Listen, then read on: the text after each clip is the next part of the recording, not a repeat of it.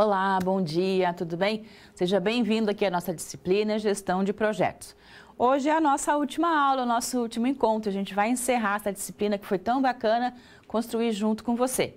A gente também vai inaugurar o nosso Rock in Rio, vai encerrar as 10 áreas de conhecimento do PMBOK e vai falar de alguns assuntos a mais. A gente vai falar sobre sustentabilidade e também sobre estratégia, fechando aí esse nosso apanhado total, né, do que é o gerenciamento de projetos. Tá combinado?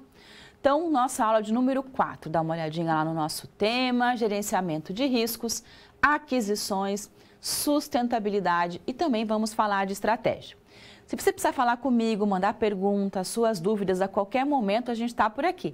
Então, manda, os nossos tutores estão ali, a gente vai recebendo e vai respondendo.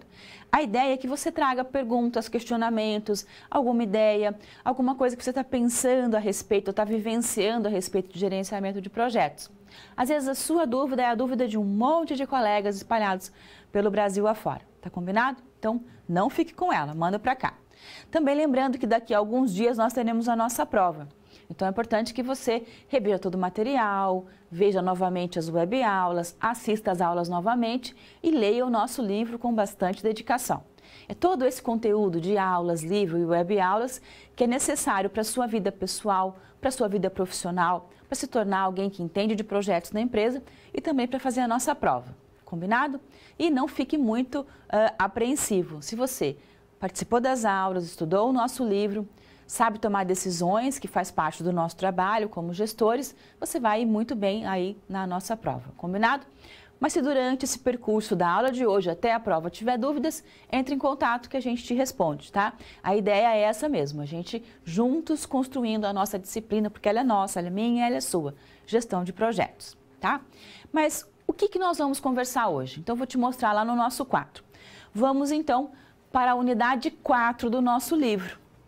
Vamos conversar, então, sobre todos os assuntos da unidade 4, falando sobre gestão de riscos e gestão de aquisição, que fecham as 10 áreas de conhecimento lá do nosso guia PMBOK do gerenciamento de projetos. Além disso, vamos falar também de sustentabilidade. Então, seria uma 11ª área, para que a gente entenda que eu posso trabalhar com 10, 11, 12, 15, quantas áreas você quiser. Nós escolhemos sustentabilidade porque tem tudo a ver com o nosso evento. E vamos também falar de gerenciamento de portfólio e de estratégia e como um portfólio, como um projeto interfere lá no que nós estamos fazendo, né?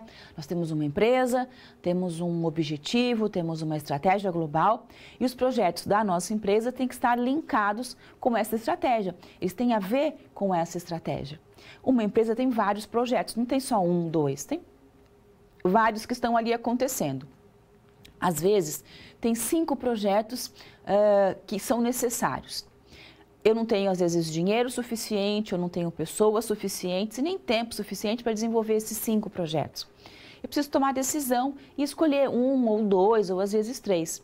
E como é que eu tomo essas decisões, né? Diante de tantos projetos e esses projetos que formam uma carteira de projetos, um portfólio de projetos. Eu vou escolher, de repente, de acordo com a viabilidade financeira, qual é a TIR, o payback, o VPL daquele projeto. Vai ter retorno? O retorno é rápido? Ou posso olhar em relação à estratégia. Qual desses projetos atende mais à estratégia da organização? Tem mais a ver com a identidade? Nesse momento é o mais adequado? Então, são vários mecanismos, ferramentas que a gente utiliza para decidir, dentre o portfólio de projetos da empresa, aquele que é mais adequado. E a gente vai fechar, então, o nosso assunto sobre tudo isso. Para começar, eu convido você para ver um vídeo bem interessante que vai mostrar um resumo de todo o conteúdo dessa aula. Vamos lá? Será que está tudo pronto mesmo para o evento que planejei? Eu já tenho o escopo e o plano de qualidade do meu projeto. Neles eu apliquei os diversos aspectos da gestão de projetos, mas ainda preciso aplicar o meu plano de gerenciamento dos riscos e avaliar as aquisições e os indicadores de sustentabilidade. No gerenciamento dos riscos, é preciso definir como os riscos serão identificados, registrados, acompanhados e tratados. Além disso, é necessário determinar as responsabilidades de cada um dentro da equipe, prever o orçamento dos riscos do projeto e estabelecer os prazos em que os riscos serão analisados e identificados. Em gestão de projetos, definimos risco como um evento ou uma condição incerta, que, se ocorrer, tem um efeito positivo ou negativo no empreendimento. Esses riscos podem ser internos ou externos. Os internos são inerentes às dificuldades e incertezas encontradas na realização e gestão dos projetos. Já os externos são aqueles que se encontram fora do controle da gestão do empreendimento, como alterações na taxa do câmbio, inflação e impactos ambientais. O PMI define alguns processos para o gerenciamento dos riscos. Primeiro, é preciso planejar o gerenciamento. Depois é necessário identificar os riscos e fazer as análises qualitativas e quantitativas deles. Em seguida, planejamos uma resposta aos riscos e, por fim, fazemos o monitoramento e controle para verificar os resultados.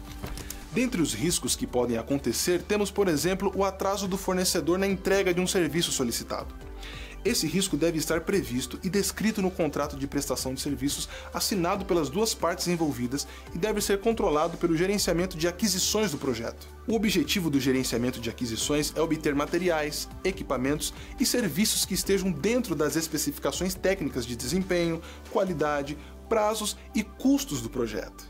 Além disso, no gerenciamento de aquisições, podemos identificar o que é preciso comprar ou terceirizar e o que pode ser feito internamente. Essa técnica é conhecida como Make or Buy e é utilizada para definir uma relação custo-benefício atraente para cada bem ou serviço que será utilizado no projeto.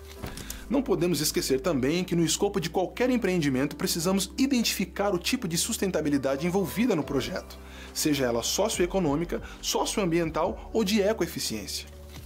Dentro de uma empresa, podemos ter diferentes agrupamentos de projetos, programas ou ações, não necessariamente interligados, mas que podem ser medidos e classificados através do gerenciamento de portfólio. Muitos projetos podem ser apresentados para uma empresa, mas como saber em quais investir? Quais devem ser priorizados? O projeto que vai ser escolhido para ser realizado tem que atingir as metas definidas pela empresa em seu plano estratégico, de uma forma mais eficiente do que os outros projetos que poderiam ter sido desenvolvidos, gerando mais valor para toda a empresa. A gestão de projetos envolve muitos detalhes que precisam ser seguidos. O sucesso de um evento começa com um bom planejamento. Portanto, não fique parado, procure sempre se informar e se atualizar. Tenham bons estudos e até mais. Bom, então nós vimos aí todo o conteúdo do que a gente vai estudar hoje e é bastante coisa, não é? Vamos relembrar que você é o meu gerente de projetos e junto comigo está construindo aqui a cidade do rock, onde vai acontecer o Rock in Rio, não é isso? Inclusive estamos passando aí por um grande evento no Brasil, que é o Lollapalooza, né? Então já serve de exemplo para a gente dar uma olhada, pesquisar o que está acontecendo lá de bom e o que está acontecendo também que não é tão bom assim. Já serve para a gente tentar imaginar o que é gerenciamento de projetos e a importância disso para um evento. Combinado? Mas você então é o meu gerente de projetos, vamos lembrar?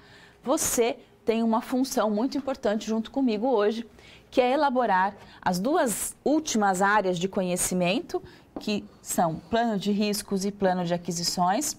Vamos falar também de sustentabilidade e de elaboração de mapas estratégicos e gerenciamento de portfólio. Nossa aula, nós vamos dividir ela em 4 situações da realidade profissional. Então, 4 situações que acontecem em eventos como esse que nós estamos montando. A gente traz essa situação para cá para trabalhar o gerenciamento de projetos. Então, é muito bacana porque a gente pode ver na prática tudo que a gente aprende aqui na teoria. Combinado? Então, 4 situações da realidade. Combinado? Vamos começar? Vamos lá para a SP1, então.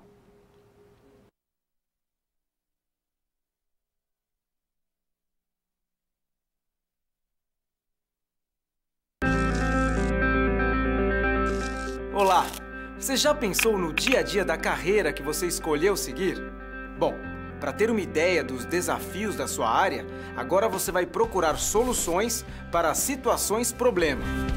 Para prosseguir, primeiro é necessário ter estudado e finalizado a sua pré-aula, já que é nela que você encontra os conceitos e as teorias da disciplina. Feito isso, você vai conhecer a sua primeira SP e vai identificar onde a situação se passa, quais agentes estão envolvidos e quais são os recursos disponíveis. Com essas informações, você vai problematizar o contexto apresentado para então solucionar o desafio. Preparado para começar a SP1? Então, boa sorte e até mais!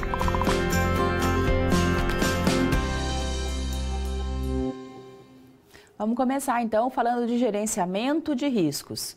Você, como meu gerente de projetos, tem agora a função de entender como funciona o gerenciamento de riscos, tá?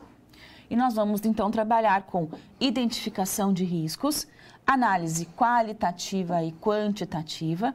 Vamos entender como se dá o planejamento de resposta aos riscos e o monitoramento e o controle desses riscos em um projeto.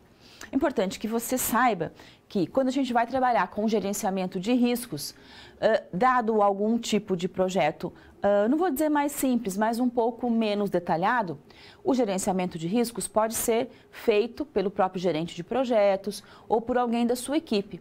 Então, lá numa empresa estou trabalhando, vamos desenvolver um projeto, por exemplo, de um novo serviço de atendimento ao cliente. Então, vou fazer um projeto para isso. Bacana. Alguém que for trabalhar, por exemplo, com recursos humanos, também pode trabalhar com comunicação e também pode trabalhar com gerenciamento de riscos. Pode assumir essas 3 funções, tá?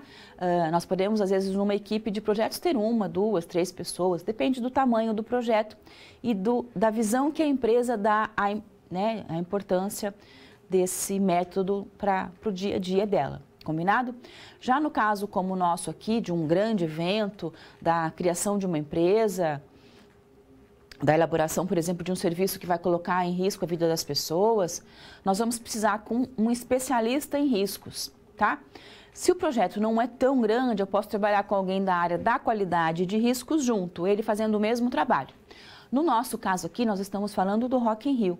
São 160 mil pessoas que vão circular durante uma semana no nosso evento e que várias situações apresentarão, assim, algum tipo de risco, né? De risco, a pessoa pode se machucar, um equipamento pode quebrar, algo pode dar errado. Por isso que num evento tão grande eu vou trabalhar com um gestor de qualidade e com um gestor de riscos, 2 pessoas separadas. Esse gestor de riscos, né, cada vez mais é procurado. Ele é um profissional difícil de se encontrar, porque ele tem que estudar muito, entender muito de qualidade, segurança e riscos, e ele é extremamente bem remunerado, tá? Quem é esse profissional? Geralmente alguém da área da gestão ou da área da engenharia. Os gestores, eles acabam se dando melhor nessa área, porque eles têm uma característica muito importante para analista de risco, que é visão do todo, né? Visão holística, visão espacial. Eu enxergo tudo o que está acontecendo, mas eu consigo também ter foco, direcionar o meu foco para aquele problema em específico. Então, eu não fico só olhando para todo e nem só olhando para o risco. E essa é uma característica que os gestores adquirem com o passar do tempo, com o seu trabalho. Nós estamos sempre trabalhando em conjunto com outras áreas. Eu trabalho na produção e trabalho junto com recursos humanos, trabalho junto com vendas, trabalho junto com marketing. A gente acaba entendendo e estudando o todo organizacional. E isso é uma característica boa, uma qualidade boa, né? Um conhecimento que a gente adquire e que traz para a gente essa característica de sermos bons gestores de riscos. Tá? E o que o gestor de riscos faz? Ele vai para o projeto, ele se integra no projeto, ele observa todos os riscos possíveis e depois foca cada risco em particular. Então, ele faz um levantamento dos riscos e depois vai propor ações que respondam, que minimizem esses riscos. Combinado? Existem 2 tipos de riscos, os internos, os riscos de dentro do projeto e os riscos de fora do projeto. E esses riscos tanto podem ser positivos como negativos. Então, 2 tipos, interno e externo, podendo ser positivos e negativos. Combinado? Mas o que é risco? Risco será que é só uma coisa ruim? Não, a gente já sabe que risco pode ser positivo e negativo, tá? Risco quer dizer ousadia, incerteza. Vamos falar um pouquinho mais sobre isso. Então, risco, né, deriva aí da palavra italiana riscare, que significa ousar, ousadia. E também do latim, risco, risco, no sentido de incerteza. Sempre que eu ouso, nós temos uma incerteza ligada a essa ousadia. Eu não sei o que vai acontecer, né? Risco em evento é a condição, então, incerta, né? Nós vamos ousar, vamos construir algo que eu não fiz ainda. Então, tem uma incerteza que pode ter tanto um efeito positivo como um efeito negativo. Combinado? Nós vamos trabalhar muito mais com os riscos negativos. Combinado?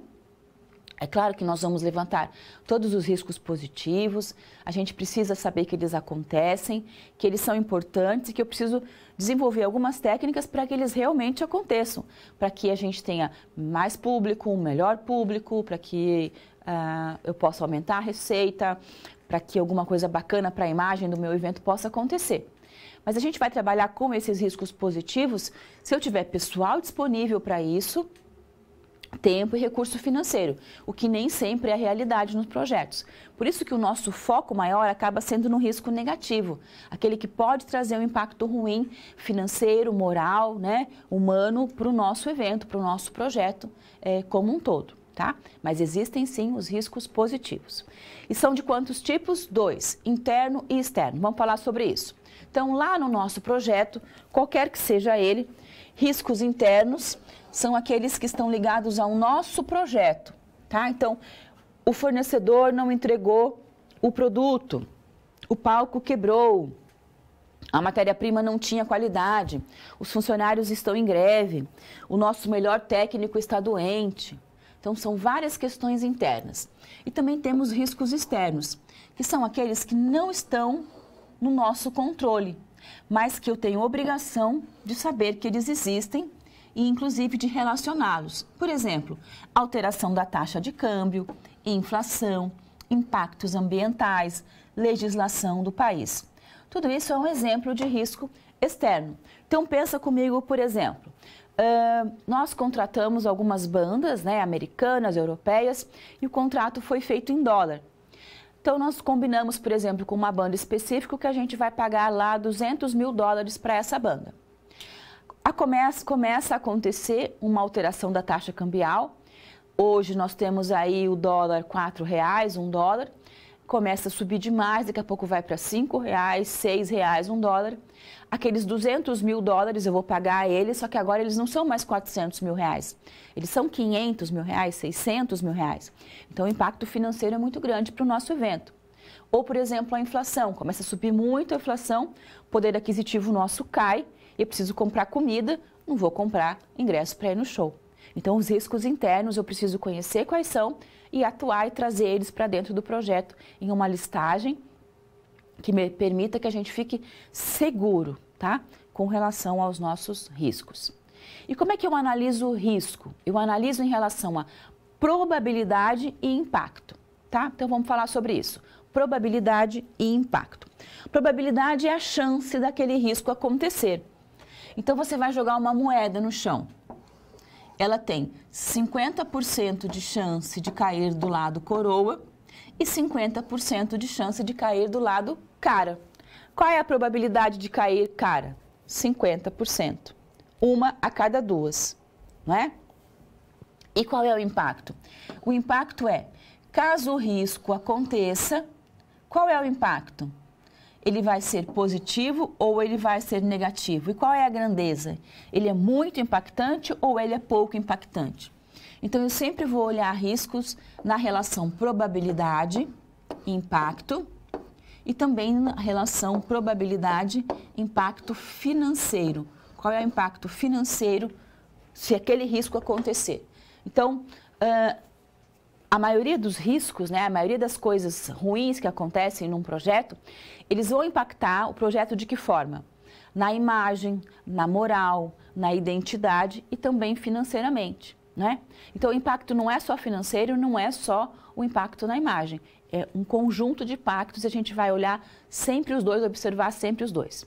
E como é que eu determino a probabilidade? Então, existem diversas técnicas dado aquele risco específico. Então, por exemplo, vamos analisar a probabilidade de chover na semana do evento. Então, eu vou olhar o histórico de chuvas nos outros anos, naquele município, naquele estado, naquela semana específica. Fora isso, eu vou pegar dados atuais dos institutos meteorológicos, dos institutos agronômicos. Qual a probabilidade de chover? Então, eles vão levantar essa probabilidade junto com o histórico, a gente determina aquela probabilidade. Qual a probabilidade de uma roda gigante quebrar, enguiçar, ter um acidente? Então, eu vou olhar quais os eventos que utilizam roda gigante? Para cada 10 eventos que tem roda gigante, um acidente costuma acontecer. Então, para cada 10, 1. Essa é a probabilidade.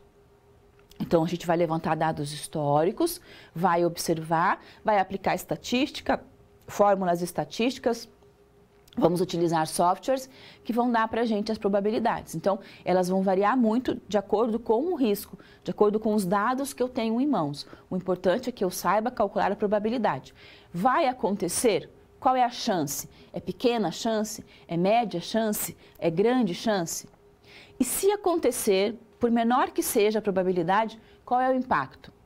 Isso vai trazer algum prejuízo para a imagem do meu evento, do meu projeto, da minha empresa? Vai trazer algum tipo de prejuízo financeiro para a nossa organização? Então, é isso que a gente vai observar sempre quando eu falo de riscos e por isso que é uma atividade extremamente complexa, muito delicada. Né? No nosso caso, por exemplo, vidas estão em jogo, 160 mil pessoas. Imagina um dia de um show, o dia que vai ter o show do YouTube, vai ter lá 60 mil pessoas assistindo aquele show naquele momento.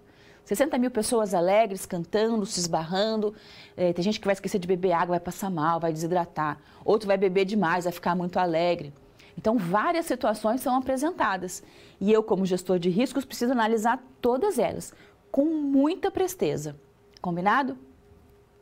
Segundo o nosso guia PMBOK, gerenciamento de riscos tem algumas etapas muito específicas. Vamos ver quais são elas. Então, tá lá. Você sabe que eu sempre começo o gerenciamento, a gestão, pela primeira etapa e sempre vai ser o quê? Planejar o gerenciamento. Pode ser da comunicação, das aquisições, do escopo. Sempre começa por essa etapa. Então, você já sabe.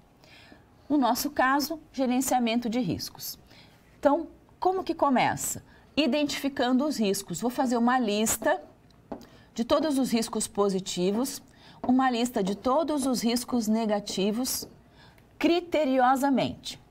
Feito isso, eu vou fazer então a análise qualitativa, qual é o impacto versus probabilidade, e uma análise qualitativa, que é a análise de probabilidade e recurso financeiro. Identificados, a gente pode começar a pensar então em planejar as ações, as respostas que vão minimizar aqueles riscos. E por fim, a gente vai durante o processo de construção, né, do nosso projeto, fazendo monitoramento e controle daqueles riscos. Combinado? Então, essas são as etapas do gerenciamento de projetos. O importante é que a gente saiba que eu preciso identificar os riscos, levantá-los e responder a eles. E essa parte de responder a eles é talvez a parte mais importante, quando o gestor de riscos vai sentar com todo mundo do time de projeto e elaborar ações que vão ser implementadas para resolver ou para minimizar aquele risco, tá? Então, é um trabalho extremamente árduo e muito detalhado. Então, é o planejamento de riscos. Vamos falar um pouquinho mais sobre isso. Lá no nosso quadro está dizendo assim, que planejamento de resposta aos riscos é o processo de desenvolvimento de opções. Quantas? Quantas forem necessárias. Plano A, plano B, plano C. Cada problema vai ter que ter opções adequadas a ele. E essas opções precisam se transformar em ações que são a chance dos riscos positivos acontecerem e tentar minimizar ao máximo a chance do risco negativo acontecer. Às vezes eu posso trabalhar com eliminação. Eu vou lá e mudo o projeto para que aquele risco não aconteça. Mas isso nem sempre é fácil fazer. Até porque muitos riscos são levantados não no planejamento. O ideal é que seja no planejamento. Mas às vezes não dá. Às vezes um risco só surge na construção daquele plano. Por isso que o gestor de riscos, ele acompanha toda a execução de um projeto, tá? Dado alguns projetos mais elaborados como o nosso. Então, no dia a dia, ele está ali vendo, nossa, eu não tinha pensado nisso, porque um projeto é novo, ele é incerto, ele não foi feito ainda, e muitas questões surgem no momento da construção. Então, ele verificou ali que tem alguma coisa acontecendo, ele vai fazer de tudo para minimizar, mas às vezes não tem mais como eliminar aquele problema. Combinado? Bom, então a gente agora entendeu toda essa dinâmica do gerenciamento de riscos. Eu vou mostrar para você agora algumas estratégias para responder a esses riscos, para planejar a resposta e a ação. Tem estratégias para riscos positivos e estratégias para riscos negativos. Eles são bem interessantes. Vamos ver quais são. Então, estratégias para riscos positivos, de um lado, e estratégias para riscos negativos, de outro. Quais são as estratégias principais? Na verdade, são 4 tipos, né? Para riscos positivos. A exploração, que é quando eu mudo o meu plano para que aquele risco aconteça. O compartilhamento, quando eu cedo para alguém o benefício daquele risco positivo, tá? Eu cedo para alguém trabalhar com aquele risco. O melhoramento, que nós vamos fazer de tudo para aumentar a probabilidade do risco acontecer, e a aceitação. Eu não faço nada, fico só esperando aquele risco acontecer, torcendo para que ele aconteça, né? Bom, o que seria a exploração? Que é mudar um plano para que ele aconteça. Imagine que nós estamos aqui fazendo a relação dos cantores, das bandas que virão para o nosso evento. E eu descubro que a banda Rolling Stones fará na mesma época uma grande turnê pelas Américas. Vão fazer shows na América do Norte, shows na América Central, alguns shows na América do Sul, não farão shows no Brasil. E durante 2 semanas dessa turnê, eles virão para o Brasil descansar com a família para conhecer algumas regiões do Brasil. Eu fico sabendo disso, ligo para o empresário dos Rolling Stones e digo, olha, vocês vão estar aqui durante 2 semanas descansando, estão com a banda completa, com os equipamentos, vocês não querem se apresentar aqui no Rock in Rio? Ah, sim, nós vamos então. Bacana, eu vou mudar o meu plano, eu vou dizer que agora nós teremos também uma banda Rolling Stones. Posso até tirar uma banda que a gente tinha pensado e trazer o Rolling Stones, que tem muito maior peso, ou trazer eles como um suporte a mais, tá? Então é quando eu mudo o meu projeto. Também tem o nosso segundo ali, que é o compartilhamento. O que é esse compartilhamento, né? Compartilhamento é quando eu penso, por exemplo, vamos fazer um estacionamento para que as pessoas venham de carro e tenham onde guardar o carro com segurança. Mas eu não tenho tempo para trabalhar com estacionamento, eu estou trabalhando tanto na cidade do rock, o que eu faço? Eu chamo você e falo, você não quer explorar o estacionamento? Então temos aqui a área, né? Faça ali o estacionamento, explore e pague uma porcentagem para a gente, 5%, 10%. Eu estou compartilhando com você aquela coisa boa, né? E aceitação, eu sei que alguma coisa bacana vai acontecer, mas eu não tenho tempo para trabalhar com isso, eu vou deixar acontecer, torcendo para que aconteça, mas não vou fazer nada. Combinado? Já as estratégias para os riscos negativos, elas têm que ser levadas muito a sério e a gente precisa trabalhar identificando a estratégia ligada exatamente ao risco muito específico. Então vamos falar sobre isso. Estratégias, então, para riscos negativos. Eliminação é a primeira delas. É quando eu mudo o plano para que aquele risco não aconteça, para eliminar aqueles riscos. Por exemplo, a gente sabe que 80% das barragens de rejeito de minérios no mundo todo, elas se rompem. Essa é a probabilidade. De cada 100 barragens, 80 em algum momento vão romper. Se eu sei disso, eu posso, por exemplo, quando eu estou pensando em elaborar uma barragem, mudar o plano, não vou fazer barragem desse tipo que rompe, vou fazer uma de outro tipo que não rompe, elimino aquele problema. Posso também trabalhar com transferência, que é quando eu passo para um terceiro, geralmente uma seguradora, o meu problema.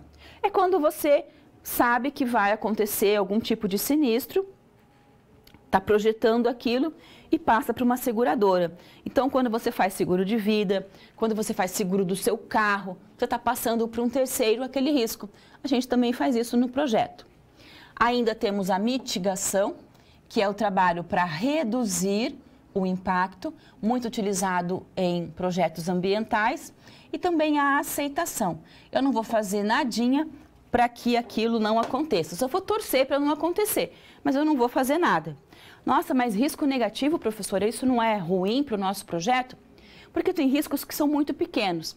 Imagine, por exemplo, que nós precisamos utilizar copinhos descartáveis no nosso evento, não é isso? E está faltando matéria-prima, não tem copinho descartável no mundo todo. E o nosso fornecedor também entrega copinhos descartáveis para uma grande rede supermercadista e entrega toda semana.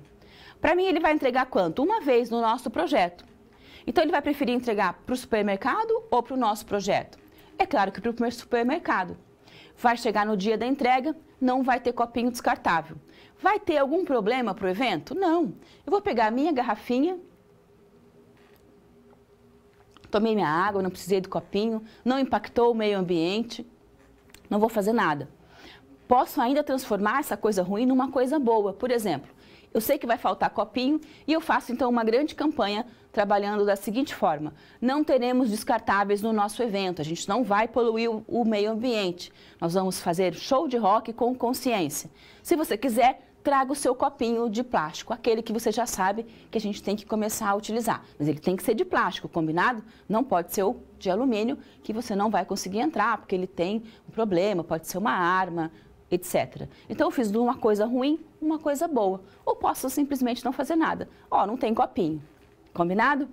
Essas são as estratégias então. Sabendo disso tudo, a gente pode ir lá para o nosso Rock in Rio agora e levantar problemas. Você sabe que, basicamente, nós temos para esse tipo de evento 100 tipos de problemas catalogados ruins e de 30 a 40 problemas catalogados bons. Então, são 130 problemas, no mínimo. O que eu fiz? Eu escolhi 5 problemas, riscos negativos e trouxe aqui para a gente trabalhar. Então, a gente tem uma etapa para fazer isso. Vamos ver que etapa é essa. Então, primeira coisa, a gente faz o quê? Faz uma análise qualitativa com base na probabilidade daquele risco. E o segundo passo é verificar os valores para priorizar o de maior para menor risco. A gente faz isso junto. Primeiro e segundo passo a gente sempre faz juntos. Terceiro passo é quando eu vou calcular o impacto para cada risco em percentual ou em valores financeiros. E por fim, nós vamos propor ações, respostas para responder esses riscos. Essas respostas, elas não ficam no papel. Eu realmente vou implantar essas respostas. Então, vamos lá. Passo 1 e 2. Fiz um quadro, então, com 5 problemas. Você sabe que podem ser vários. Nós vamos trabalhar com 5 para facilitar. Então, nós vamos ter R1, risco 1, R2, R3, R4 e R5, risco 5. Coloquei lá 5 riscos principais. Então, por exemplo, o palco pode não ficar pronto, a iluminação pode falhar, os bombeiros podem não aprovar o nosso plano de segurança, com certeza teremos ferido ou pessoas passando mal no nosso evento e pode ser que haja algum acidente na roda gigante. Vou estabelecer a probabilidade desses riscos acontecerem, né? Então, por exemplo, para cada 100 eventos que acontecem no mundo, 20 deles o palco não fica pronto. Então, coloquei lá, porcentagem, probabilidade 20%, probabilidade 0,2% para o palco não ficar pronto. Então, é bem pequena. Mas qual é o impacto? Se o palco não ficar pronto, qual é o impacto? É gigantesco. É show de rock. Tem que ter palco. Se não tiver palco, onde é que o cantor vai se apresentar? No meio da multidão? Ele vai ser rasgado. Então, o impacto é muito grande, é 0,9% a 90%. Eu vou, então, agora analisar essa relação. 0,2 vezes 0,9, 0,18. 0,18 é uma prioridade baixa. Como é que eu sei que a prioridade é baixa? Porque eu vou trabalhar com a minha tabela de prioridade, que diz para mim que se um problema apresentar-se menor que 23% ou que 0,23%, a prioridade é baixa. Entre 23 e 55, prioridade média, e acima de 55, a prioridade é altíssima, é bem certeza que aquilo vai acontecer. No nosso caso, é uma prioridade baixa. Vamos pegar agora aqui, por exemplo, o R4, nosso risco 4. Haver feridos ou pessoas passando mal no evento. 70% de chance disso acontecer. Alguém vai fazer bolha no pé, alguém vai torcer o pé, alguém vai desidratar, alguém bebeu demais, alguém não bebeu água, alguém brigou. Vai ter no evento, a gente sabe disso. São 160 mil pessoas, então uma probabilidade grande. Mas qual é o impacto? O impacto é pequeno. Por que é pequeno? Porque uma pessoa se machucar, vai ter um segurança que vai pegar ela, que vai levar para o atendimento, para a enfermaria.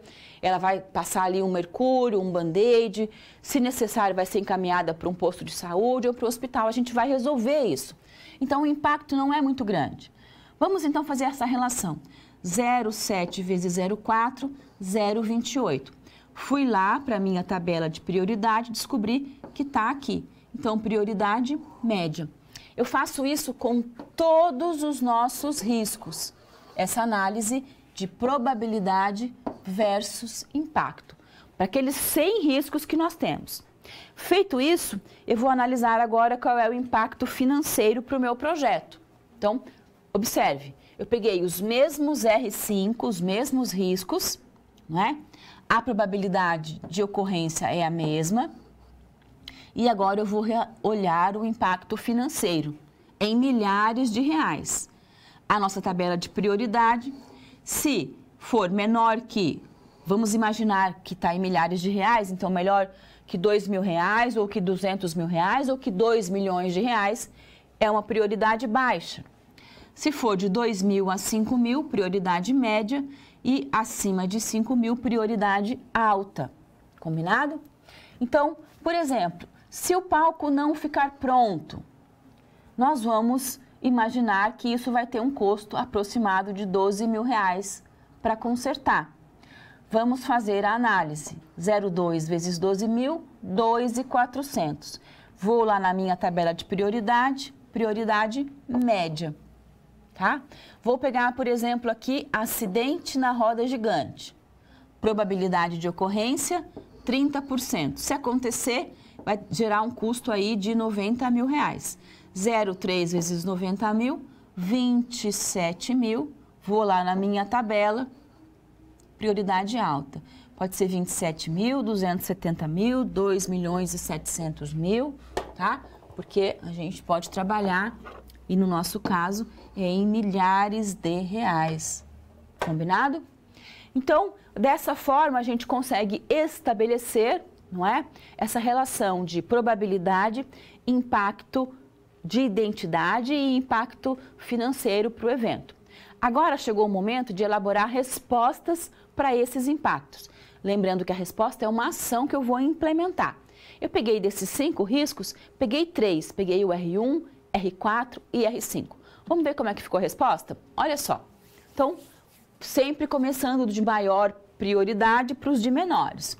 No nosso caso dos 5 problemas, o R5 é o de maior prioridade. Ele tem um alto impacto. Como é que eu resolvo esse problema na roda gigante? Eu vou colocar seguranças que vão ajudar as pessoas a entrarem e a usarem os cintos de segurança antes da roda gigante funcionar. E ainda vou estabelecer monitoramento por câmera e a possibilidade de paradas emergenciais a qualquer momento. Combinado? R1, risco de médio impacto, o nosso palco. Se o palco não ficar pronto, a probabilidade disso acontecer é muito baixa. Mas se acontecer, nós teremos um palco reserva, às vezes 2 ou 3 palcos reserva. Lollapalooza, por exemplo, está acontecendo agora, tem 2 palcos reserva. Então, até que a gente tenha o nosso palco resolvido, os shows serão no palco reserva. E R4, né, que é o risco das pessoas se machucarem, vai ter gente machucada. O que eu vou fazer? Eu vou estabelecer pontos de monitoramento por câmera em todo o parque, placas indicando caminhos da enfermaria e teremos ambulâncias para algum caso emergencial, várias ambulâncias, em pontos estratégicos.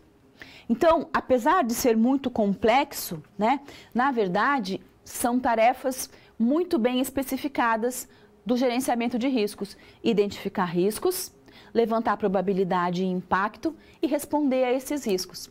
Lembrando que responder é implementar uma ação para que aquele risco seja minimizado o máximo possível e, se possível, eliminado. Combinado? Então, nona área, né, na verdade, de conhecimento do nosso guia PMBOK, finalizado. A gente vai agora para a 10ª área de conhecimento, mas para isso vamos lá para a SP2.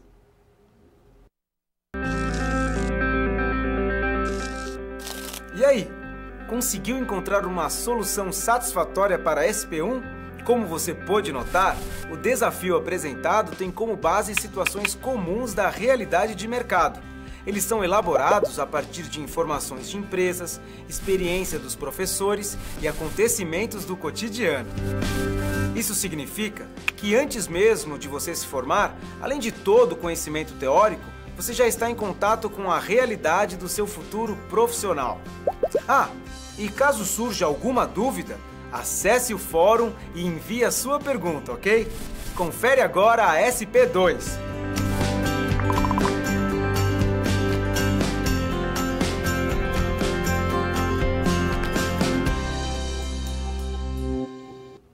Bom, nós já fizemos todo o gerenciamento de riscos do nosso projeto, agora a gente vai falar de aquisição. Aquisição é o trabalho do gerente de compras, do diretor de compras, do comprador. Esse trabalho pode ser desenvolvido no projeto pelo próprio gerente de projetos ou por alguma outra pessoa do time, tá? No nosso caso, como o projeto e evento é muito grande, eu vou ter sim uma pessoa especializada em compras que eu vou trazer para o nosso projeto. Esse comprador, ele vai trabalhar então com as aquisições. Por que eu chamo aquisições e não compra? Por que eu não posso, inclusive, não confundir? Porque a aquisição é trazer para o projeto aquilo que eu não tenho nele. Então, nem sempre é compra, às vezes é um empréstimo, às vezes é um aluguel, às vezes é o desenvolvimento daquele equipamento, daquele produto, daquele serviço que nós vamos precisar, tá? E o que eu vou trazer para o projeto? Vou trazer recursos físicos, materiais, financeiros e também as pessoas, né? As pessoas que são necessárias para trabalhar no nosso projeto. Tudo isso é o gerenciamento de aquisições. É um trabalho extremamente extenuante, né? Tenho que ligar para fornecedores, verificar a qualidade, fazer cotação de preços, tenho que entender de legislação, de contrato. Então é um trabalho bem grande, mas é um trabalho dos gestores em geral. Principalmente do pessoal da logística, da produção, acabam se tornando excelentes compradores. Mas pode ser de qualquer área, tá? E também muitos advogados acabam se tornando compradores, segundo algumas pesquisas que são apresentadas. Mas você, enquanto gestor, pode trabalhar muito bem com compras. No nosso caso, lá no Rock in Rio, nós vamos comprar de vários fornecedores e todas essas compras serão realizadas através de contrato. Sabe por quê? Porque é algo novo, é um projeto e eu não tenho fornecedores padrão. E como são questões muito delicadas, tem que cumprir prazo, tem questão de bonificação, de qualidade, eu vou fazer contrato com todos os nossos fornecedores. E a gente vai falar especificamente, então, em aquisições de contrato, para que a gente entenda a importância de um contrato, qual é o benefício que ele pode trazer e o prejuízo se a gente não tiver esse contrato. Então, vem para cá, nosso assunto, gestão das aquisições. Você, então, como meu gestor de projetos, vai juntinho comigo entender um problema que nós estamos passando. Que problema é esse? O nosso fornecedor, na pressa de receber uma bonificação que estava no nosso contrato, ele não fez tudo o que precisava.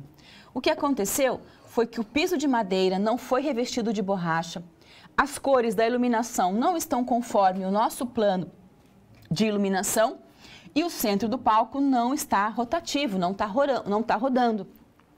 Ele está lá empacando. Tudo isso vai fazer com que o nosso projeto atrase em 15 dias e tenhamos um custo adicional de R$50 mil. Então, é um problema bem sério, tá?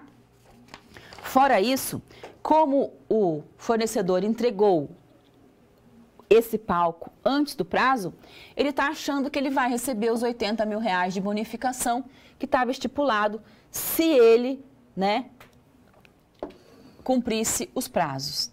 No caso, será que eu vou pagar os R$80 mil de bonificação?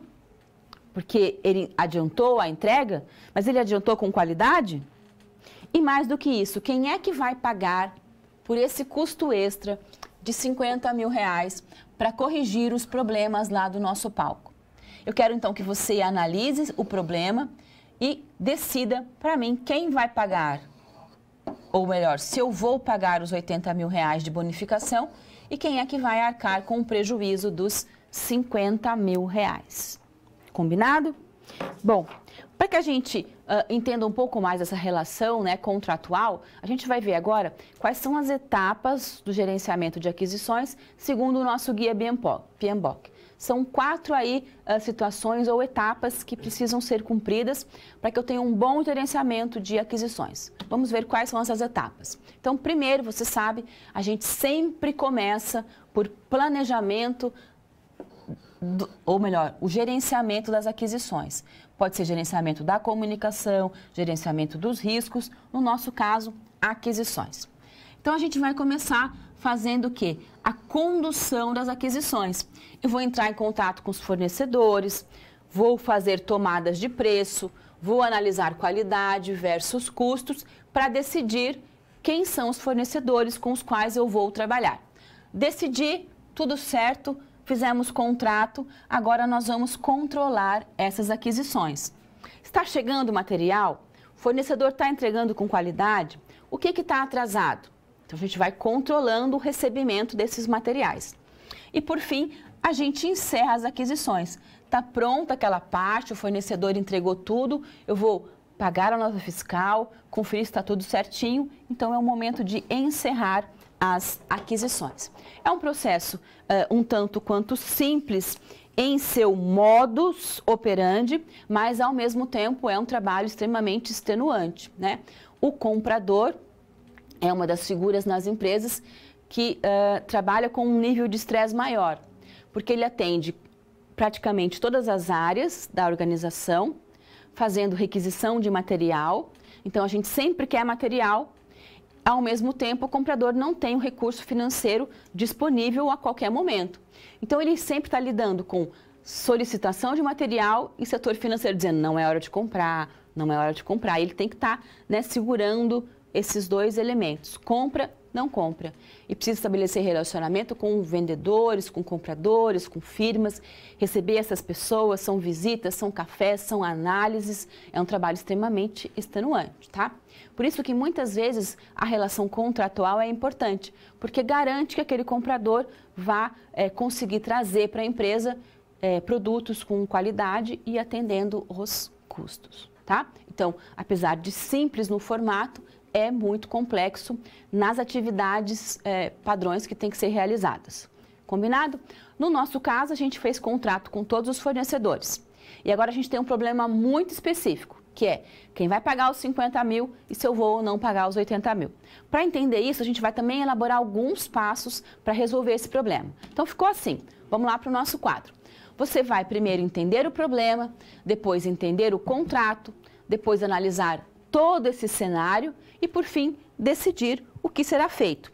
Então, vamos lá. Primeiro, entender o problema. O fornecedor fez o quê? Entregou produto e serviço fora da especificação. A correção vai trazer um atraso de 15 dias, vai custar 50 mil reais e o fornecedor cismou que quer receber os 80 mil reais. Ah, esse é o problema. Vou lá para o meu contrato. No contrato, que é do tipo CMRI, que é custo mais remuneração de incentivo, o combinado com o fornecedor é que se houver adiantamentos de prazos de entrega, né, ele vai receber o bônus. Claro que esse acordo é baseado aí em algo relacionado a metas pré-estabelecidas. O que é esse atraso aqui? Se eu, Alessandra, atrasar para receber aquele material dele. Então, por algum motivo eu falo assim, olha, hoje é dia de chegar material, mas eu não posso receber, então o atraso é meu, eu vou precisar pagar a bonificação para ele. Ao mesmo tempo, se eu não tiver nenhum problema e ele conseguir adiantar a entrega, ele também será bonificado, desde que ele cumpra alguns pré-requisitos relacionados a custos. Então, entregar com um custo menor, com um prazo menor e com uma qualidade maior. O que não aconteceu, não é? Ele só cumpriu o prazo, mas o custo vai aumentar e a qualidade está ruim. Tá? Então, por isso que temos que ter contrato. Vamos, então, agora entender todo esse cenário. Por quê? Porque esse fornecedor, né, no nosso caso, precisa receber aí pelos custos apontados e acordados no nosso contrato. Então, qual é a análise que a gente faz do nosso cenário, né? Nesse caso, nós vamos entender em relação ao pagamento do bônus. O contrato é muito claro quando diz que o cliente, eu, Alessandra, vou pagar o reembolso dos custos e também bônus, caso haja algum adiantamento em relação a custo, prazo ou qualidade. Então, eu vou possivelmente pagar pelos custos de 50 mil reais, mas possivelmente eu não vou pagar esse bônus não. Por quê? Porque ele não cumpriu o que a gente tinha combinado, não é isso? Então, vamos resolver o problema? Pensando nessa questão dos 15 dias de atraso, na qualidade fora do padrão. Então, o cliente, eu, Alessandra, vou ter sim que reembolsar os custos da reforma, porque no nosso contrato existe esse custo de reembolso. Mas nós vamos estar livres, nós não vamos precisar pagar os 80 mil reais, porque o nosso fornecedor não cumpriu as metas que foram estipuladas. Tá? Então, esse é um tipo de contrato muito comum, um tipo de contrato muito usual, tá? Para projetos, que é um contrato que prevê custos, pagamento de custos, então aditivos, qualquer coisa a mais que precisar ser feita, quem paga sou eu, mas também tem bonificação. Se você, fornecedor, cumprir as metas, eu também pago a bonificação. Então, ficou muito claro? Não pago bonificação e pago custos. Com essas aquisições, a gente encerra as 10 áreas de conhecimento do nosso Guia PMBOK. Encerramos, acabou. Só que a gente gosta de trabalhar, então a gente vai trazer uma 11ª área e vamos falar então de responsabilidade e de questões ambientais, econômicas e sociais. Mas tudo isso lá na SP3. Vamos lá? Bom, 2 SPs já foram finalizadas. Como você acha que está se saindo? Lembre-se de que para se dar bem é importante seguir as etapas, já que elas facilitam os seus estudos. Vamos revê-las? Primeiro, é necessário estudar a pré-aula para conhecer a teoria e os conceitos da disciplina. Em seguida, leia a SP com atenção para conhecer e interpretar a situação exposta. Feito isso, você deve levantar hipóteses sobre a situação-problema, considerando os recursos disponíveis. E, por fim, você deve aplicar os conceitos estudados com foco em resolver a problematização. Combinado? Então, fique agora com a SP3. Até mais!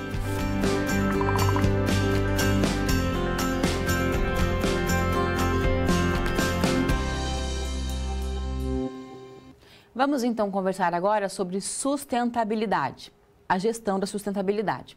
E você tem um papel muito bacana agora comigo, que é mergulhar no projeto, levantar todas as questões, todos os itens que têm a ver com sustentabilidade, que podem de alguma forma impactar meio ambiente, que podem impactar a sociedade, que podem impactar aquele município onde a gente vai elaborar o projeto e tentar reverter esses impactos, transformar coisas ruins em coisas boas.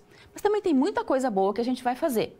Então, você vai precisar fazer um relatório e levantar esses itens e propor ações para resolver esses itens. Vamos fazer isso? Então, você vai pegar todo o nosso projeto, vai identificar qual é o tipo de sustentabilidade que tem lá no nosso projeto e fazer um relatório descrevendo a sustentabilidade e propondo um plano para evitar que alguma coisa ruim aconteça para o nosso projeto em relação à sociedade, à natureza e à economia daquela região ou daquele município. Mas o que é essa sustentabilidade, né? A gente pode dizer que isso, na verdade, é o desenvolvimento sustentável. Ser sustentável é buscar esse desenvolvimento sustentável. É quando a economia, o meio ambiente e a sociedade saem ganhando numa relação econômica. Como pode acontecer isso? Então, por exemplo, a empresa busca um desenvolvimento socioeconômico. Ela tem que ter lucros, mas elas têm que oportunizar para que as pessoas também tenham salários, vidas dignas, possam ter lazer, possam trabalhar, possam se desenvolver. Então, é o desenvolvimento social e econômico. Também precisamos pensar na responsabilidade socioambiental, que é a sociedade, as pessoas, as empresas tendo responsabilidade ambiental, utilizando menos recursos, não degradando, né, permitindo que o meio ambiente possa se renovar. E também a questão da ecoeficiência, que é quando as empresas cada mês precisam produzir mais, ao mesmo tempo gerando menos desperdício, utilizando menos, cada vez mais, o meio ambiente. É o famoso produzir mais com menos. Então, essa elaboração delicada, essa relação delicada que permite que a gente possa ter sustentabilidade. Bom, cada um desses itens a gente vai apresentar agora. Então, vamos pensar primeiro assim. O que é o desenvolvimento socioeconômico? É a união de quê? Economia e sociedade. É a relação entre qualidade de vida da população e o seu desenvolvimento econômico. Engloba aí não apenas o acúmulo de capital, né? Mas também acúmulo de conhecimento e aplicação de progressos técnicos à produção de bens. Desenvolvimento, então, socioeconômico. Já a responsabilidade socioambiental, o termo está aí, é ser responsável, né? É o compromisso das empresas com o desenvolvimento sustentável das comunidades e também buscar a preservação ambiental. A gente diz, então, que é muito mais do que cumprir leis, são ações que asseguram condições dignas e seguras para todos, para nós, para mim, para você, respeitando e preservando os recursos naturais e o meio ambiente, tá? E a ecoeficiência é, então, aquela questão de fazer mais com menos. É a gente produzir cada vez mais, gerando o menor impacto possível, tanto ao meio ambiente, também ao impacto à vida humana, tá? Trazendo lucro ao produtor, lucro para aquela empresa. Esses três, então, elementos permitem que a gente tenha o desenvolvimento sustentável. Isso é desenvolvimento sustentável, é trabalhar com as três dimensões, tá? É um modelo que prevê a integração dessas dimensões. A gente vai dizer que é o crescimento econômico, que leva em consideração os fatores de inclusão social e a proteção ambiental, tá? Então, é a união desses três elementos que permitem o desenvolvimento sustentável. Então, preciso pensar em desenvolvimento socioeconômico, preciso pensar em responsabilidade socioambiental e em ecoeficiência. Isso é ser sustentável, isso é buscar o desenvolvimento sustentável. Combinado? Bom, cada vez mais os projetos, as empresas estão buscando, não só por questão legal, mas porque a gente está observando que a nossa vida está em perigo. Quando a gente começa a sentir na pele, a gente começa, então, vou escovar o dente, desligo a torneira. Lá na minha empresa, vou levar a minha caneca. A empresa começa a pensar, vou poluir menos, porque eu estou degradando demais o meio ambiente. Então, quando começa a resvalar na gente, a gente começa a pensar mais seriamente nisso. Por enquanto, ainda não é uma realidade mundial. Então, o que a gente precisa ter? Leis severas que assegurem que a gente não destrua tanto o meio ambiente, que assegurem que as empresas, eu vou dizer permitam, mas é quase brincadeira dizer isso, né? Que as empresas permitam que as pessoas tenham condições dignas de vida, né? Que acabe o trabalho infantil, que a gente não tenha trabalho escravo, que a empresa tem que ter lucro, mas ela depende das pessoas, então ela tem que permitir que as pessoas vivam bem, que elas tenham bons salários, né? Até porque sem pessoas a gente não tem empresa. Por mais robotizada que esteja uma empresa, tem que ter gente ali pensando e vai ter que ter gente consumindo aquele produto. Gente que tem que ter trabalho, que tem que ter salário, né? Então é uma relação conjunta. Voltando para o nosso caso específico, a gente tem que pensar no seguinte, que eu vou lá para o meu projeto, vou levantar todos os pontos positivos que eu vou trazer de melhoria para essa relação de sustentabilidade e olhar todos os pontos negativos nos quais eu vou impactar a sociedade, o meio ambiente e a economia e propor respostas para esses problemas. A gente vai fazer isso com 3 etapas. Então, qual é a primeira coisa que eu faço? Primeira etapa, tá lá. Eu vou separar os dados importantes do projeto que tenham relação com a sustentabilidade.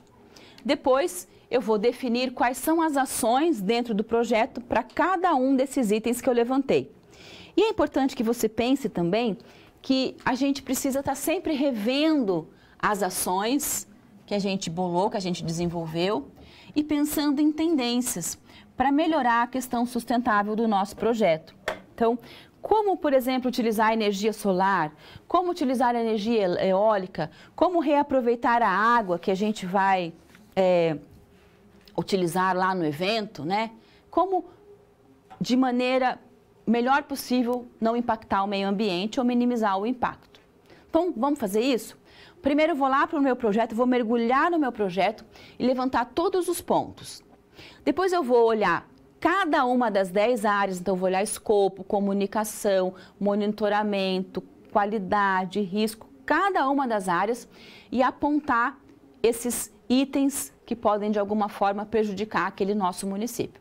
Vamos fazer isso? Então, primeiro passo, fui lá e levantei todos os itens. Então, vejam só, nós temos 160 mil pessoas que vão circular por aqui, nós vamos gerar muito lixo, também vamos ter um grande número de trabalhadores, de pessoas que vão ser impactadas, que precisam descansar, que precisam comer, que vão ficar aqui 600 pessoas construindo. Então, qual é a qualidade de vida que a gente vai dar para eles aqui no nosso campo de obra? Ao mesmo tempo, nós vamos ter oportunidade para comércio e hospedagem, necessidade de mais transporte, então são empregos que vão ser gerados, ao mesmo tempo vamos poluir o ar, vários empregos temporários, diretos e indiretos, e nós vamos deixar uma grande área construída, um grande parque gramado, não é? E aí o que eu faço? Eu vou lá para o meu projeto e, por exemplo, vou olhar no escopo. O que tem no escopo em relação ao que nós estamos fazendo? O que tem no plano de riscos, né? Também, por exemplo, o que tem lá no monitoramento e controle?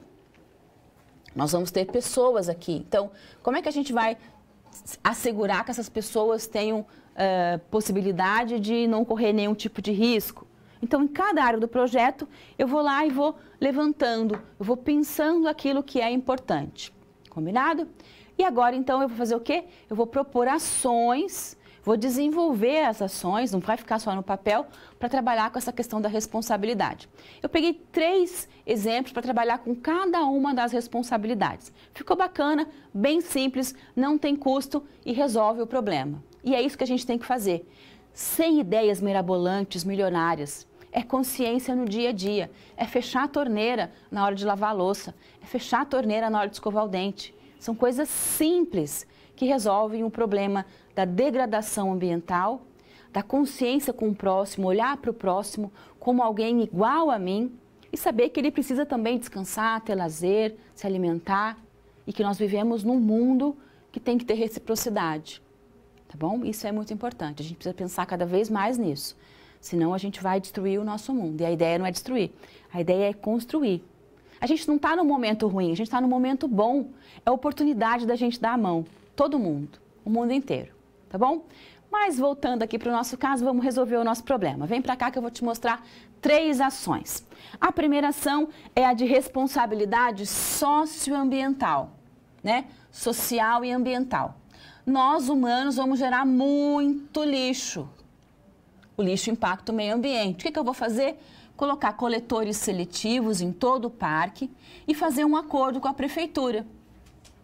Vou até pensar num retorno para a prefeitura, para que ela possa manter o pessoal de limpeza e caminhões ali no parque. Então, para a gente não ter lixo, tá?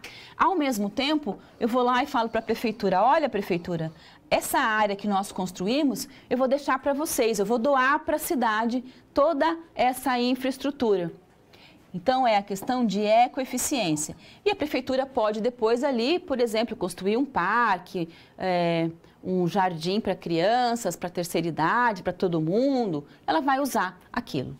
E com relação ao desenvolvimento socioeconômico, sociedade e economia, nós vamos ter um grande número de trabalhadores, né, que eu preciso cuidar deles. Vamos ter oportunidade de emprego, oportunidade para comércio e hospedagem, necessidade de muito transporte, então também vai gerar emprego direto e indireto para cobrador, para motorista, né?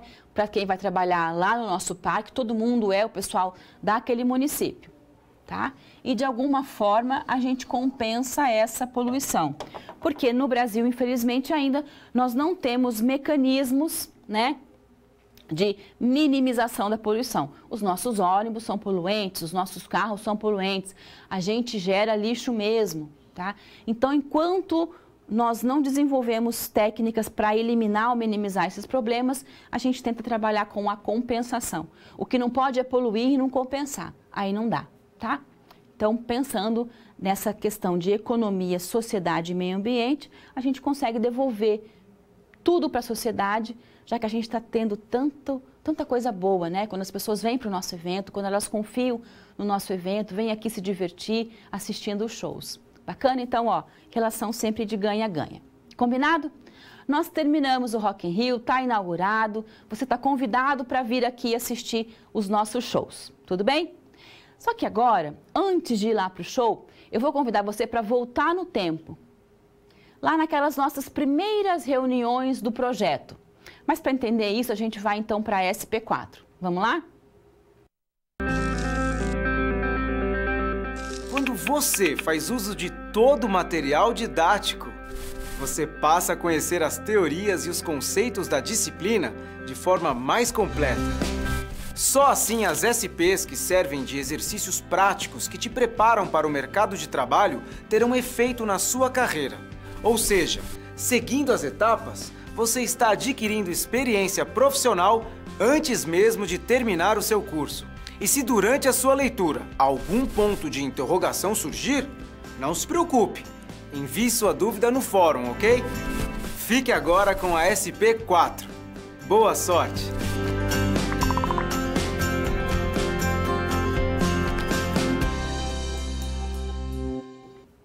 Bom, nós já sabemos que trabalhar com projeto é trabalhar com estratégia, não é isso? Nós vamos imaginar agora, então, que eu, Alessandra, tenho uma empresa de eventos e que eu faço shows universitários, faço feiras agropecuárias, faço eventos de rock, eventos gospel, sou responsável pelo Rock in Rio, pelo Lollapalooza, vários eventos nós realizamos aqui na nossa empresa. E a minha empresa tem um plano estratégico, né? Queremos ampliar o número de projetos de rock, o número de projetos sertanejos, eu quero aumentar a minha receita. Então, nós estamos falando da minha empresa e das suas características, combinado? Quando eu desenvolvo o projeto Rock in Rio, isso tem a ver com a minha característica, com a minha estratégia da organização. Acontece que muitas vezes essas empresas têm vários projetos podendo acontecer. E nós não temos nas empresas, é claro, pessoas disponíveis, recurso e tempo disponível para desenvolver todos esses projetos. Então eu preciso escolher esse ou aquele. E a gente vai entender isso, estratégia, falando dessa carteira de projetos de uma empresa. Essa carteira de projetos a gente chama de portfólio de projetos. Numa das nossas reuniões iniciais, eu e os nossos diretores começamos a pensar em vários projetos para linkar ao Rock in Rio.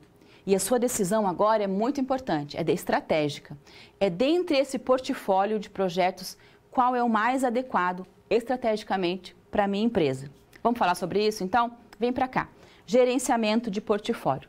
Você, junto comigo lá na reunião, começou a escutar os nossos diretores. E alguém falou, quero parque temático. Por que a gente não faz um shopping? Vamos colocar estacionamento. Opa, ponto é muito melhor. E você fala, não, para. A gente não pode fazer tudo isso. Só dá para fazer um. E então você vai precisar decidir qual deles. Qual é esse um? E como é que eu faço isso? De acordo com a estratégia de portfólio da empresa. Então, você já sabe que portfólio é um agrupamento de projetos, programas e ações que eles podem ou não estar interligados entre eles, mas tem que estar ligados à estratégia da minha organização, senão é perca de tempo. Então, por exemplo, eu, Alessandra, tenho uma carteira, né, um portfólio de projetos. Então, por exemplo, tem os projetos sertanejos, tem o sertanejo universitário e tem as feiras agropecuárias. Nós temos lá os shows gospels. E temos aqui um grande programa de rock. Então tem Lollapalooza, tem shows de rock e, por exemplo, tem aqui o Rock in Rio. E eu vou agora desenvolver uma outra ação estratégica, um projeto lá para o Rock in Rio, que é essa ideia, então, da gente pensar ou em parque temático, ou pensar no estacionamento, o que será melhor? Para decidir sobre isso, eu posso utilizar TIR, Payback, VPL, ou trabalhar com mapas estratégicos. Posso trabalhar com Canvas, posso trabalhar com análise SWOT. Eu gosto muito de desenvolver o mapa estratégico daquele projeto e daquela empresa. E foi isso que a gente fez aqui. E você pode criar o seu mapa estratégico. De acordo com o quê? Com o seu pensamento, o que é importante para aquela empresa. o nosso mapa ficou bem bacana. Na verdade, nós fizemos 2 mapas. Vamos dar uma olhadinha? Vem para cá. Então, está aqui o nosso mapa. O que tem que ter no mapa? Os objetivos estratégicos. Os da minha empresa são inovação, tempo de execução, aumento da receita, custo pequeno, satisfação do público, eu faço shows, e um payback rápido. Por que rápido? Porque show é assim, montou, teve o show, fechou. Então, o retorno tem que ser quase que imediato. E eu vou trabalhar com uma pontuação de 980 pontos. Por quê, professora? Porque eu gosto de 980. Você pode trabalhar com 100, com 1000, como você quiser. Eu gosto do número 980. Então, eu peguei esses 980 e distribuí aqui. 50 para inovação, 200 para tempo de execução, 300 para receita. É uma empresa, tem que ter lucro. 200 para custos e satisfação do meu público. E retorno, o payback, se for alto, se for baixo ou se for médio. E fiz o quê? Vou olhar lá, por exemplo, parque temático, shopping, estacionamento, heliponto. Qual desses são inovadores? Ah, esses 3 são inovadores. E o tempo de execução? Desses 3, tempo menor. E quais vão aumentar a receita da minha empresa? Esses 3 aumentam. Quais têm custos adequados? Esses 3. Satisfação do público? Ah, somente parque temático. E payback? Do parque temático é alto, dos outros todos são baixos. Somei a pontuação e descobri o quê? Que parque temático atinge o total, ó, o total dos 980 pontos. Os outros, por exemplo, shopping, 354 pontos, estacionamento, 704 pontos, heliponto, 454 pontos. Então, só de observar esse nosso mapa estratégico, a gente tem o quê? Quase que certeza que o parque temático é o que tem mais a ver com a estratégia do meu negócio, tá? Com relação a payback, eu fiz análise, por exemplo, lá do payback. Com relação ao aumento de receita, eu posso fazer as análises de TIR, as análises de retorno, combinado? Então, vejam, essas análises financeiras, elas vão se somar, elas vão compor a análise estratégica. E elas são muito importantes. Às vezes atende a estratégia, mas não atende recurso financeiro. Então, larga a mão. A gente precisa ter atendimento de estratégia, que é satisfazer o público e ter receita. Eu sou uma empresa de eventos, eu atendo o público, mas eu também preciso de lucro. Esses 2 são os principais. Posso analisar só em relação a isso, por exemplo. Mas tem outras questões, tempo de execução, retorno, custo. Tudo isso, então, vai compondo aquela ideia de tomar uma decisão. O importante é que você tome uma decisão e diga, estou tranquilo, tomei a melhor decisão. Até porque nós temos vários diretores aqui, investidores, que vão ficar falando, não, mas eu quero isso, eu quero aquilo. E é assim que acontece na realidade. Todo mundo quer puxar lá, colocar um olho na sua sardinha, tá bom? Então, você precisa tomar uma decisão acertada, fez isso, olhamos o nosso mapa estratégico, parque temático é a melhor decisão. Para ter certeza ainda mais, eu fiz um outro tipo de mapa que vai mostrar agora não o que é bom, mas olhando daquilo que não é bom para outras realidades, até chegar numa realidade ótima do nosso projeto. Então, eu elaborei um outro tipo de mapa que é muito parecido, mas que traz uma visão diferente, que às vezes as pessoas do projeto precisam ter, uma visão mais fácil de entender. Então, vamos montar esse outro mapa estratégico. E ele ficou assim. Observe comigo que ele é o mesmo mapa, tá? Então, tem lá os nossos projetos, parque temático, shopping temporário, estacionamento e heliponto. E vou analisar em relação a custos, a prazo, retorno do investimento, satisfação do público, aumento da receita e características. Eu gosto sempre de começar eliminando projetos. Vou chamar, inclusive, de projetos desnecessários. Então, eu vou olhar dentro de cada um desses itens aqueles que são os mais problemáticos. E aí, observei que shopping tem custo alto, prazo maior, e que shopping, estacionamento e heliponto tem pouco retorno, que a satisfação do público é nula ou duvidosa em relação a esses 3, que estacionamento traz um aumento muito pequeno de receita e heliponto 0, e estacionamento não é inovador. Agora, eu vou olhar um pouco de maneira mais otimista para esses projetos. E vou perceber, então, que parque temático e ele ponto tem custo e prazo medianos e que shopping temporário aumenta, né, bem a receita do nosso projeto, 20%. Mas tem alguém que tem uma receita maior. E quem é esse alguém? É o parque temático. A gente observa o quê? Que parque temático não tem nenhuma característica negativa e que tem 4 das melhores características. Somente 2 questões, né, de custo médio, mas não é alto, e um prazo de 5 dias. Nós temos 190 dias para construir, né, todo o nosso evento, 5 dias é tranquilo. A gente pode até pensar aqui, por exemplo, em 5 meses, já que serão 7 meses de construção do nosso evento. Posso, então, pensar aqui em relação a meses ou em relação a dias. Combinado? Então, vamos imaginar que são 5 meses para a construção do parque temático, está dentro dos nossos 7 meses. Com certeza, a gente consegue definir, então, que o parque temático é a melhor decisão para o nosso projeto. Combinado?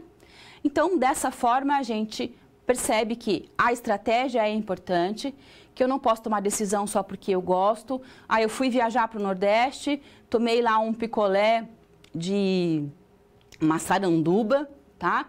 E achei uma delícia e venho para cá, para a minha fábrica de sorvete e falo, vamos fabricar maçaranduba, sem saber que isso é uma casca de árvore, que é ilegal a extração dessa árvore, que as pessoas aqui não gostam desse sabor azedo, gostam muito mais de sabor adocicado, muito mais de sorvetes de leite. A saída para frutas e frutas ácidas e azedas é pequena, mas eu quero, porque eu gostei do sorvete. Não, não é assim.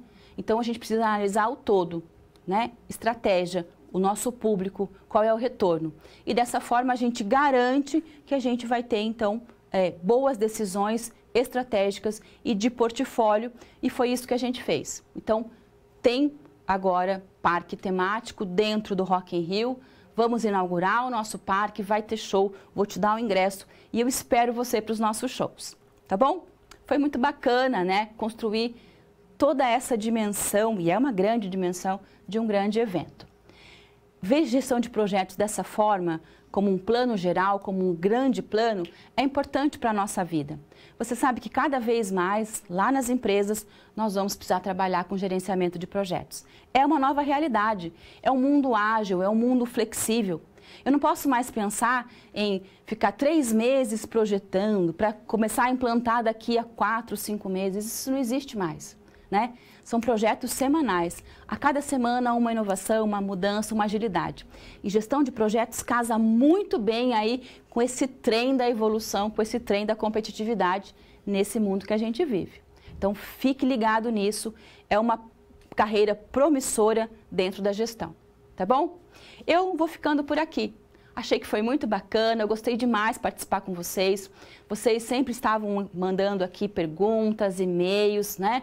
As dúvidas da sala, e juntos a gente foi construindo o gerenciamento de projetos. Você então precisa, para a nossa prova, que é daqui a algumas semanas, estudar atentamente as nossas aulas, estudar os livros, a web-aula. É esse conhecimento que é importante para você ir muito bem, não só na prova. A ideia agora não é a prova, a ideia é o seu futuro, é a sua profissão. Se você participou das aulas, você sabe já da importância do projeto e vai ir muito bem. Com relação à calculadora, pode ser aquela calculadora simples, aquela que você usa no dia a dia. As nossas contas serão contas simples. O difícil é tomar decisão, é analisar 2 TIRs, 2 paybacks e saber qual é a melhor para a sua empresa ou para aquele projeto que a gente vai analisar. E a vida real é assim, tomar decisão todo dia. Combinado? Foi muito bacana mesmo e eu deixo para você um abraço bem apertado. Mas a gente se vê em breve em uma outra oportunidade. Até lá!